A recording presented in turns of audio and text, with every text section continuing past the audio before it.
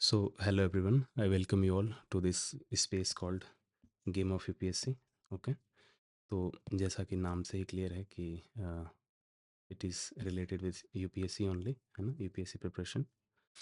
So before delving deeper I just like to tell कि ये एक पहली वीडियो जो मैं बना रहा हूँ out of curiosity, out of interest, whatever you can say, on this platform. आज की डेट है 11 सितंबर. Okay, this is also a very infamous date, 9/11. The dastardly attacks happen on this day only. Anyways, that trivia aside, ये पहली video है जो मैं बना रहा हूँ, which I just told. And in this video I will discuss three things. तीन चीज़ें मैं बताऊँगा. पहले, first of all, brief background about myself, कि मेरा क्या बैकग्राउंड है, who I am, where I am coming from. ठीक है. उसके बाद से obviously it will be related with UPSC only. ठीक है. उसके बाद से हम बात करेंगे कि ये चैनल क्या है. ठीक है ना, व्हाट इज़ द पर्पस, किस लिए, मतलब फाइनली मैं ये वीडियोस बना रहा हूँ और अदर से कि ये वीडियो बना रहा हूँ. ठीक है ना. और उसके बाद से तीसरी और जो सबसे इम्पोर्टेंट, आई थिंक, जो आपके काम की चीज़ होगी, कि वेदर आपको ये चैनल देखना चाहिए, नहीं देखना चाहिए, व्हाट यू कैन एक्सपेक्ट और एनीथिंग. ठीक है ना. तो ये तीन चीज़ें हैं जिनके बारे में मेरे को बात करनी थी. And let's get started. तो अगर ब्रीफली मैं सबसे पहले अगर आपको अपने बारे में बताऊं, तो I am engineer. Okay, I am an engineer who passed out from decent college NNIT, है ना. I passed out in 2020. ठीक है. आप सबको पता होगा 2020 was the time period of COVID, जिस वक्त कोविड वेव फैली हुई थी पूरे देश में. तो उसी समय मैं ग्रेजुएट हुआ. और ऑल्दो मेरा प्लान ये था कि राइट आफ्टर कॉलेज में maybe I go to Delhi और समथिंग, जाके जहाँ पे मैं कोचिंग लूँगा और यूपीएससी की प्रिपरेशन शुरू करूँगा. बट सिचुएशन पूरे देश में वो कोविड-19 की ऐसी थी कि हर चीज़, हर सब सारे प्लान्स फेल हो गए थे. ठीक है ना. तो ग्रेजुएट होकर मैं अपने घर चला आया और उसके बाद से आई हैड अ कॉलेज प्लेसमेंट. ठीक है, अ वेरी डिसेंट जॉब. तो कुछ टाइम के लिए मैंने वो जॉब करी. जॉब मैंने ज्वाइन ही इस पर्सपेक्टिव से करी थी कि ठीक है, मेरे को करना नहीं है, but I just take some experience of the corporate world, और उसके बाद से मैं रिज़ाइन कर दूंगा. सो एज इट हैपेंड कि मैंने, आई थिंक, कुछ 2 to 3 months work from home mode में, वहाँ भी चीज़ें काफ़ी एक्सपेरिमेंट पे ही चल रही थी. तो वो मैंने एक्सपीरियंस लिया and finally I decided to quit around, कह सकते हैं 2020 के एंड में मैंने इसको क्विट कर दिया. ठीक है. और finally I started my full fledged preparation of UPSC examinations. ठीक है ना. उसके बाद से माई अटेम्प्ट्स बिगिन. तो अगर मैं बताऊं कि अभी तक मेरा यूपीएससी में क्या रहा है, तो फॉर दैट मैंने अपना जो पहला अटेम्प्ट दिया था ना, 2020 के एंड में शुरू करी थी प्रिपरेशन. 2021 में मैंने अपना पहला अटेम्प्ट दिया था. वेरी इंटरेस्टिंग टाइम, जब आप पहली बार सारी चीज़ों को पढ़ रहे हो, और उसके ऊपर से तब जबकि आप सारी चीज़ें खुद से पढ़ रहे हो अपने घर से, है ना. रादर कह लो कि it was a Tier 4 town, जहाँ पे एक टिपिकल विलेज वाला माहौल था. ठीक है. तो वहाँ से मैंने अपना पहला अटेम्प्ट दिया. वेरी इंटरेस्टिंग टाइम्स, हर चीज़ें पहली बार पढ़ना, खुद से प्रिपेयर करना, उसका एक थ्रिल अलग ही लेवल का होता है. And I gave prelims and cleared it. ठीक. हाउएवर, इसके आगे क्या हुआ वो मैं बाद में बताऊंगा. पहली चीज़ ये कि प्रीलिम्स वाज वेरी इंटरेस्टिंग, इसलिए क्योंकि 2021 वाला जो प्रीलिम्स था, तो उस वक्त कोविड की सेकेंड वेव आ गई थी, और आपको पता होगा it was very very fatal. मतलब सबसे ज़्यादा जो डेथ्स हुई थी वो सेकेंड वेव में ही हुई थी. तो एग्ज़ाम इनिशियली मई मंथ में शेड्यूल था, और मैं डेस्परेटली हर चीज़ कोशिश कर रहा था कि कैसे भी करके एग्ज़ाम क्लियर हो, प्रीलिम्स क्लियर हो. बट सारी चीज़ें कोशिश करने के बाद मेरा सिलेबस पूरा नहीं हो रहा था, और टेस्ट जो भी मैं मॉक्स लगा रहा था उसमें मार्क्स नहीं आ रहे थे. जो मेरी टेक्निक थी, जो भी मेरा पढ़ाई को लेकर अप्रोच था, स्ट्रेटजी था, उसमें बहुत इश्यूज थे. Despite putting up some really really serious hard work, मेरे स्कोर्स आ नहीं रहे थे. बट फॉर्चुनेटली और अनफॉर्चुनेटली कोविड की सेकेंड वेव इतनी ख़तरनाक थी, ऑलमोस्ट पूरा देश ही एक हॉल्ट पे आ गया था. तो एग्ज़ाम शिफ्ट हो गया अक्टूबर में. ठीक है. देन आई रिफ्लेक्टेड बैक, मैंने हर चीज़ को क्वेश्चन किया कि अभी तक मैं क्या कर रहा था, कैसे कर रहा था, उसमें कहाँ क्या प्रॉब्लम थी, how I can improve my understanding of the exact syllabus, मेरे सोर्सेज क्या होने चाहिए, नोट मेकिंग कैसी होनी चाहिए. ठीक है ना. हर फ्रंट पे बेसिकली रिवीजन कैसे होना चाहिए, कैसे मैं अपने रिवीजन की एफिशिएंसी को बढ़ा सकता हूँ. हर चीज़ को मैंने काफ़ी ब्रूटली क्वेश्चन किया, फिर से काफ़ी मेहनत करी, जो भी मेरे को एक्सटेंडेड टाइम मिला. And finally I cleared. So मैं अक्सर ये भी बोलता हूँ, in my first attempt I both failed and clear the prelims examination. However, interesting part इसके आगे शुरू होता है कि ठीक है, प्रीलिम्स तो क्लियर हो गया, बट मैंने अपने फर्स्ट अटेम्प्ट में जो मेंस दिया वहाँ पे मैं फेल हुआ, और सिर्फ फेल नहीं हुआ, रादर मैं बहुत ही बैडली फेल हुआ. ठीक है ना. मतलब सारी मेरी जो प्रिपरेशन की कमियां थी वो निकल के आ गई. और मेंस पहली बार जो फर्स्ट मेंस होता है उसमें क्या दिक्कतें आती हैं, and how I messed up, मैंने लिटरली कैसे अपना पहला मेंस बर्बाद किया, इसके बारे में कभी किसी और वीडियो में वी विल डिस्कस, ठीक है। तो ये कहानी रही मेरे फर्स्ट अटेम्प्ट की। हाउएवर फर्स्ट अटेम्प्ट में मेंस लिखने के बाद ही मैंने खुद से दो बातें बोली थी। पहला कि कुछ भी हो जाए, even just after the mains, result आने से बहुत पहले ही मैंने बोला कि कुछ भी हो जाए मेरा ये मेंस क्लियर नहीं हो रहा, and at the same time at any cost I have to clear my next mains, ठीक है। But yeah so I gave my prelims again cleared very comfortably, and I also cleared the mains, okay, and reached UPSC interviews, ठीक है। However when the final result came I could not find my name in the list, ठीक है। उसके बाद काफ़ी कुछ unfortunate चीज़ें हो गई, वेरी रेयर काइंड। तो ये पीरियड काफ़ी डिवास्टेटिंग था, ठीक है ना।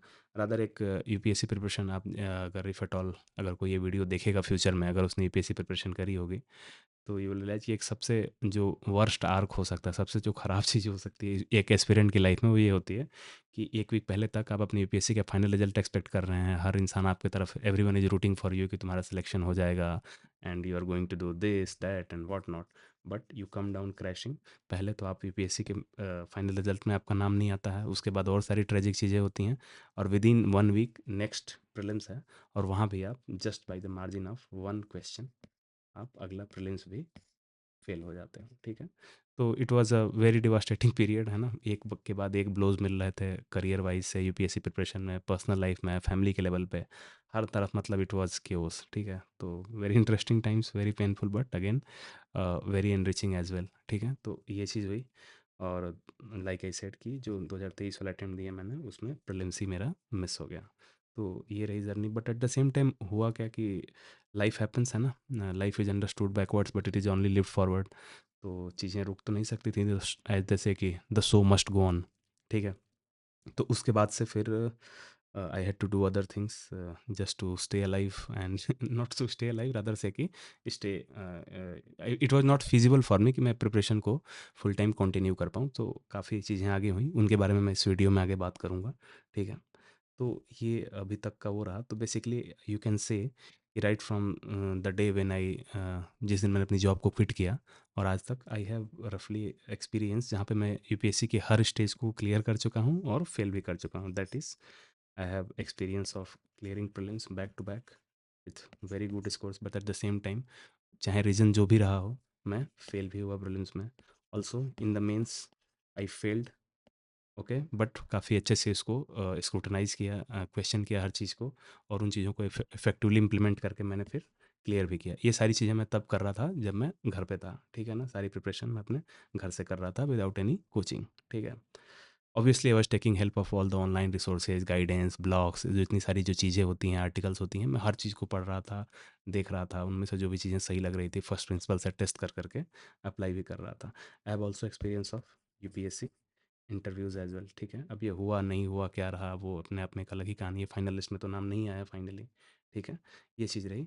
उसके बाद से I have also some other experience, मतलब यूपीएससी प्रिपरेशन को आप एक एज एन एस्पिरेंट अप्रोच कर रहे होते हैं, ठीक है, एक साइड से, but at the same time there is other side of the point. तो उधर से भी मैंने इस चीज़ को एक्सपीरियंस किया, इसके बारे में भी हम आगे बात करेंगे।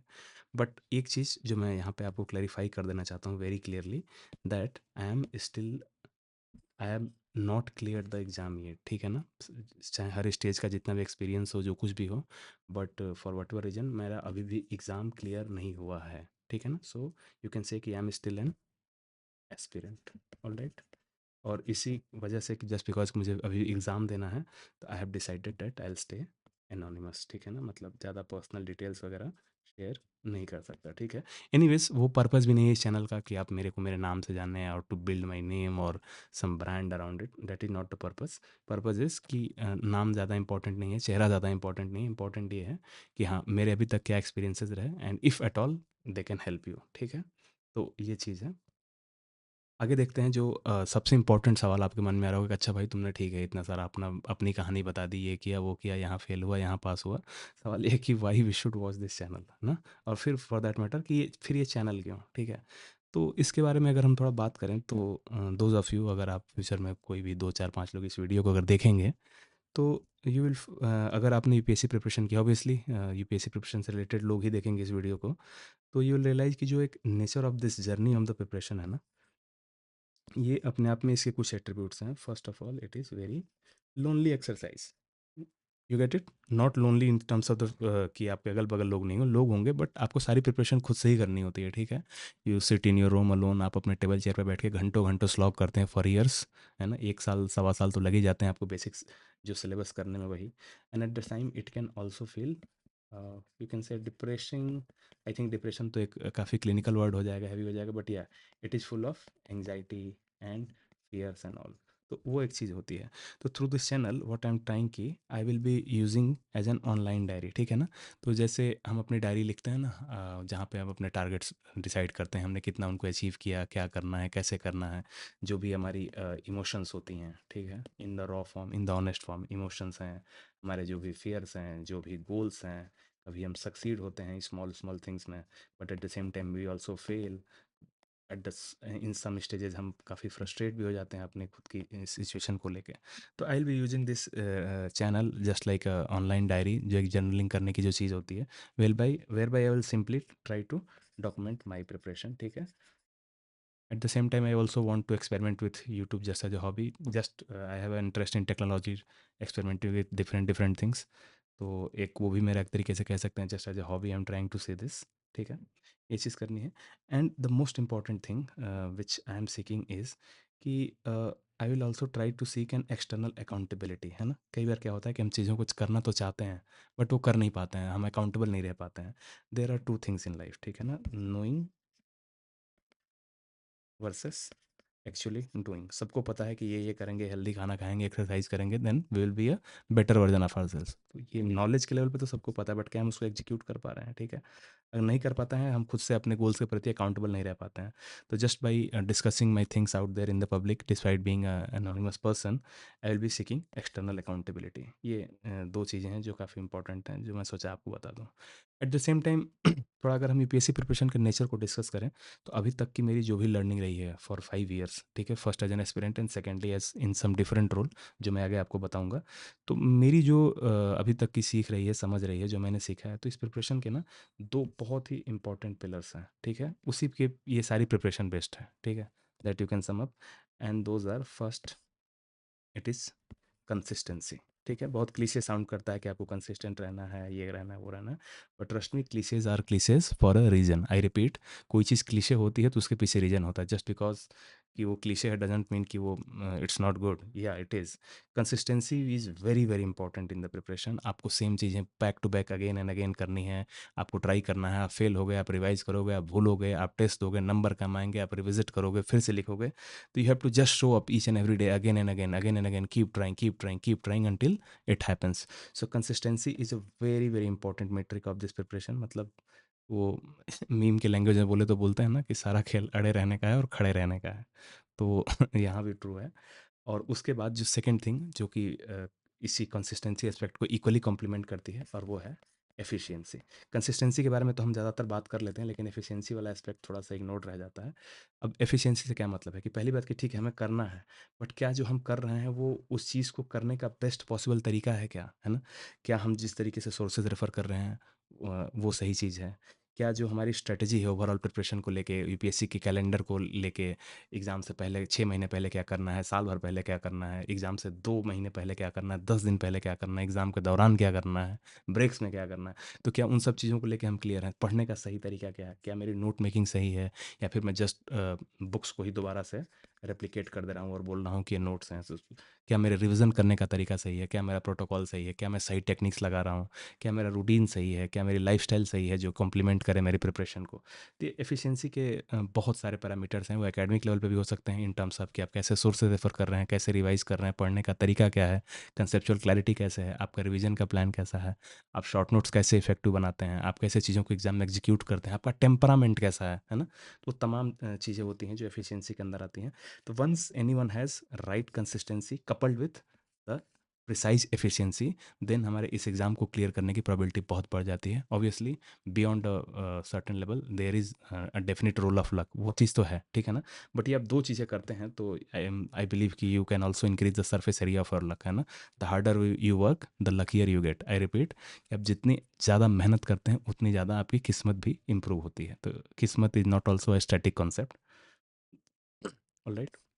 ये 2 चीज़ें हैं। तो जस्ट एफिशिएंसी वाला एस्पेक्ट हो सकता है कि मैं काफ़ी चीज़ों को सीख गया हूँ ओवर टाइम अपने एक्सपीरियंस से, अपनी गलतियों से, अपने दोस्तों के साथ डिस्कशन करके, अपने टीचर्स के साथ, जो भी मेरे साथ के लोग सेलेक्ट हुए, जो भी मेरे साथ के लोग नहीं हुए, जो मेरे फ्रेंड्स अभी भी प्रिपरेशन में हैं, तो उनसे मैंने काफ़ी चीज़ें तो फिगर आउट की होंगी।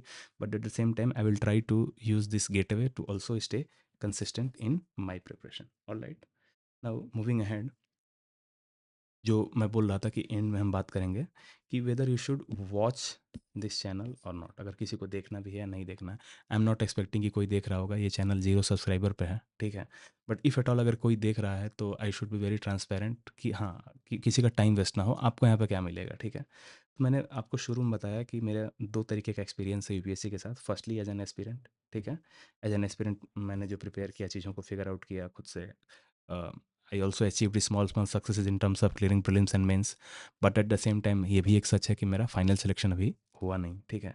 तो एक तो वो एक्सपीरियंस है, लेकिन उसके बाद एक्सपीरियंस ये है कि थर्ड अटेम्प्ट के बाद जब मेरी preparation it came down crashing from final results to failing in first time in the prelims itself. तो उसके बाद से I just to stay afloat, है ना, फाइनेंशियल इंडिपेंडेंस के लिए मैंने कुछ छोटे छोटे काम करने शुरू किए। For example, in coaching industry itself there is something called as freelancing, जहाँ पे आप छोटे छोटे काम करते हो and you make some money, ठीक है। मेरा पर्पज़ ये था कि मैं यूपीएससी प्रिपरेशन से भी कनेक्टेड रहूँ and at the same time I could support my self and my preparation, ठीक है। तो यहाँ पे जो मेरा एक्सपीरियंस रहा है that has been in different roles, just because I had a good college education, और यूपीएससी में भी मेरा एक्सपीरियंस ठीक था जो रिक्वायर्ड होता है इन रोल्स के लिए। Like I had written multiple mains, cleared multiple prelims and also appeared in UPSC interview. तो मेरे को डिसेंट, मतलब कह सकते हैं जो टॉप 4-5 इंस्टीट्यूट्स हैं वहाँ पे मेरे को काम करने का छोटा छोटा मौके मिले। और वहाँ पे मैंने किन किन रोल्स में काम किया, सो आई वर्कड एज से प्रीलिम्स कंटेंट क्रिएटर, है ना, जहाँ पे जो मटेरियल होता है, टेस्ट पेपर्स वगैरह डिज़ाइन होते हैं, उनके सॉल्यूशंस होते हैं, जो मॉक टेस्ट वगैरह आप अटेम्प्ट करते हो। I also worked in the mains test series, ठीक है, जो मेंस के टेस्ट पेपर्स प्रिपेयर होते हैं, मॉक टेस्ट, उनके डिटेल सॉल्यूशन वगैरह जो एकदम वेल रिसर्च करके बनाए जाते हैं, मैंने उसके लिए भी काम करा हुआ है in different institutes. At the same time I also worked as an evaluator of the mains test, specially prelims और मेंस के बीच में जब लोग लिख रहे होते हैं, कॉपीज़ का काफ़ी वॉल्यूम होता है and student require precise feedback कि वो सही लिख रहे हैं या नहीं लिख रहे हैं। I also worked as evaluator in top institutes, ठीक है। वहाँ से मैंने काफ़ी, तो एक तो मेरी लर्निंग हुई एज एन एस्पिरेंट हुई, but at the same time वो लर्निंग बहुत ज़्यादा रिफाइंड हुई जब मैंने पहले मैं प्रीलिम्स के टेस्ट पेपर सॉल्व करता था, ठीक है। लेकिन जब मैंने टेस्ट पेपर को सेट करना शुरू किया, देखा, साथ वाले टीम्स के साथ डिस्कस करना, फैकल्टी के साथ डिस्कस करना, तो उसने अपने आप में एक नया पर्सपेक्टिव दिया। Similarly at the level of mains test series, उसके पहले मैं मेंस के मॉक टेस्ट मैं खुद लिखता था, लेकिन जब मैंने एज एन इवैल्यूएटर चीज़ों को देखना शुरू किया, तो जो एक जनरल गैप्स होते हैं, जो कोई भी नया स्टूडेंट अपने आंसर्स लिख रहा हो तो उसमें क्या इश्यूज होते हैं, उनको लेके काफ़ी अंडरस्टैंडिंग हुई। And finally I also worked in the role of a senior mentor. Okay, so I have mentored, you can say, some more than 100, 200, 300 students, है ना, जो लोग स्पेशली प्रीलिम्स और मेंस के बीच में अपना फाइनल एग्जाम लिखने जा रहे होते हैं या फिर जिनका प्रीलिम्स एग्जाम होता है। आई have also mentored such students in personal sessions, और वहाँ से भी मेरे को काफ़ी ज़्यादा लर्निंग हुई। So all in all what is I am trying to convey कि as a aspirant as well as working as a freelancer for small small roles in different capacities in different good institutes, I have had a experience of रफली 5 years, ठीक है। तो आप कह सकते हो कि 5 साल तक मैंने यूपीएससी प्रिपरेशन को ही जिया है, चाहे खुद के पढ़ने के नाम पे या फिर पढ़ाने के नाम पे, या कोचिंग्स में काम करने के नाम पे। So I have a fairly decent experience that you can count on, ठीक है। तो अब उसके बाद से अब प्रेजेंट स्टेटस क्या है कि अगर कोई अभी मेरे से पूछता है कि यूपीएससी क्लियर करने का सीक्रेट सॉस क्या है, ठीक है, तो ऐसा तो कोई सीक्रेट तो है नहीं, लेकिन हाँ, दो चीज़ों का पेयरिंग बहुत इंपॉर्टेंट है। एक जो मैंने उधर फार्मूला डिस्कस किया कि पहले तो आपको कंसिस्टेंट रहना है, और दूसरा एफिशिएंट रहना है। चीज़ें करते रहनी है और सही तरीके से करते रहनी है, दोनों अपने आप में इक्वली इंपॉर्टेंट है, the consistency and the efficiency part. But at the same time mentality के लेवल पे, है ना, हमारा माइंडसेट कैसा हो, क्या चीज़ें हों, उसमें जो एक बहुत इंपॉर्टेंट चीज़ मुझे लगती है, this is my, you can say कि खुद की सोची हुई चीज़ है। इट रिक्वायर्स कि enthusiasm of a new aspirant and at the same time insights of an experience experienced. अगर ये दो चीज़ें जहाँ पे अगर क्लब हो जाए ना, तो वहाँ पे फिर अगेन आपको इस, as far as this exam is concern, आपके क्लियर करने के चांसेस बहुत बढ़ जाते हैं, ठीक है। व्हाट डू आई मीन कि देखो, एक नए एस्पिरेंट के पास इंथुजियाज्म बहुत होता है, वो घंटों घंटों लेक्चर्स देख सकता है लाइब्रेरी में बैठ के, नई नई, पूरा आप उसको कोई मटेरियल दे दो, बुक दे दो, वो पूरा पढ़ जाएगा, क्योंकि उसके अंदर ईगरनेस टू वर्क हार्ड बहुत ज़्यादा होती है। लेकिन दिक्कत कहाँ आती है नए एस्पिरेंट को कि उसको सही टेक्निक्स नहीं पता है, उसको सिलेबस पढ़ तो रहा है, उसको सिलेबस की एग्जैक्ट अंडरस्टैंडिंग नहीं पता है। उसे ये नहीं पता है कि पूरी लक्ष्मीकांत इंपॉर्टेंट नहीं है, मे बी 8 से 10 चैप्टर्स हैं जो बहुत ज़्यादा इंपॉर्टेंट है, उनमें से भी there are high concentration areas, वो ज़्यादा चीज़ें इंपॉर्टेंट है। तो वो सारी उसके पास efficiency, technique, experience, right way to study, right way to revise, वो सब चीज़ें उसको पता नहीं होती हैं, तो वो बस मेहनत कर रहा होता है। And at the same time अगर कोई एक्सपीरियंस एस्पिरेंट होता है जिसने ठीक है मल्टीपल प्रीलिम्स मेंस क्लियर कर रखे हैं और आगे मतलब एग्जामिनेशन में एक सर्टेन लेवल अचीव कर रखा है और सर्टेन टाइम स्पेंड कर रखा है, तो उसके साथ दिक्कत ये होती है कि उसकी एनर्जी डाउन हो जाती है, उसे सारी चीज़ें सेम दिखने लगती हैं, वो उतना एफर्ट नहीं डाल पाता। तो दोनों की एक न्यू एस्पिरेंट एस्पिरेंट की भी अपनी एक स्ट्रेंथ है, अपनी एक वीकनेस है। एट द सेम टाइम जो लोग सीनियर हैं, जो एक एक्सपीरियंस हो रखे हैं, उनकी भी स्ट्रेंथ के साथ साथ वीकनेस भी है, ठीक है। तो अगर अगर इफ़ एट ऑल अगर कोई ऐसा कर पाए कि जिसके पास एक न्यू एस्पिरेंट का एंथुजियाज्म हो but at the same time एक सीनियर एस्पिरेंट का इनसाइट्स भी हों, ठीक है ना, तो वहाँ पे हमारी जो सक्सेस की प्रोबेबिलिटी है, हमारे एग्जामिनेशन को क्लियर करने की प्रोबेबिलिटी है, जो भी डिजायर्ड सर्विस जो हम पाना चाहते हैं, जिसके लिए हमें प्रिपरेशन शुरू करते हैं, उसको पाने के आपके चांसेस बहुत ज़्यादा बढ़ जाते हैं। तो एक फाइनल आउटकम या फिर फाइनल गोल मेरा ये भी हो सकता है कि if at all we can create a very positive and small community, ठीक है ना, जहाँ पे सीनियर लोग भी हों और कुछ नए लोग भी हों, ठीक है, as far as senior people are concern, ठीक है, मेरे एक्सपीरियंसेस आपके काम आ जाएंगे। तो एनीवन जिस जो कि अपने प्रिपरेशन के स्टार्टिंग डेज में, जस्ट लाइक आई वाज 2020 21 22 में हर चीज़ को गलतियां कर करके फिगर आउट कर रहा था, तो अगर ऐसे लोग हों तो and if at all we can help each other in from our own experiences, ठीक है। अगर कोई किसी स्टेज पे स्ट्रगल कर रहा है, कोई और इंसान ने उस स्ट्रगल को कर रखा है, उसने उस चीज़ को फिगर आउट कर रखा है and that person helps them, तो that will be a cherry on the cake, I will consider it as a extra bonus just like God's blessing, ठीक है। तो that can be the final frontier of the purpose of this channel, ठीक है ना। So with this, I'll just say thank you, everyone. I just wanted to set the brief context of this video कि ठीक है, brief introduction about my self, पहली चीज़। उसके बाद से जो सेकंड थिंग इज़ कि क्या मेरा एक्सपीरियंस रहा है, बैकग्राउंड रहा है, ठीक है, और इस चैनल का क्या पर्पज़ है। It's totally a personal endeavour, ठीक है। यहाँ पे just I will be using it as my personal diary, जो भी मेरे दिमाग में है, मेरे गोल्स हैं, मेरे टारगेट्स हैं। फॉर एग्जाम्पल अब मैंने इतना चीज़ें कर ली, झेल ली, एज एन एक्सपीरियंस भी देख लिया, कोचिंग के साइड में भी काम करके देख लिया, तो अब मुझे अगर करना है, ठीक है, for example if I am going to target Indian economy और फॉर दैट मैटर पॉलिटी और for that matter disaster management and internal security for your mains examination, तो अब मैं कैसे करूँगा, those are the things that I would like to discuss. At the same time during the preparation there are many experiences at different levels of the examination, है ना, अपने experiences अपने साथ वालों के, तो there will be many stories etcetera to discuss with you, है ना। मैंने जो चीज़ें फिगर आउट की, एफिशिएंसी के रिवाइज करने का सही तरीका, नोट मेकिंग के सही तरीके, और क्या-क्या चीज़ें हैं जो जनरली मिस हो जाती हैं, हमें कोई नहीं बताता, बट हमें उनको भी करना चाहिए। तो वो सारी जो एक्सपीरियंसेस हैं, ठीक है, और जो भी स्टोरीज़ हैं, that I will discuss over here over time, ठीक है। तो if at all anyone would be watching, well and good, otherwise whatever that I am going to do, see and now I have decided that I have to give my final attempt in 2026, ठीक है। And for that now I have to go full fire.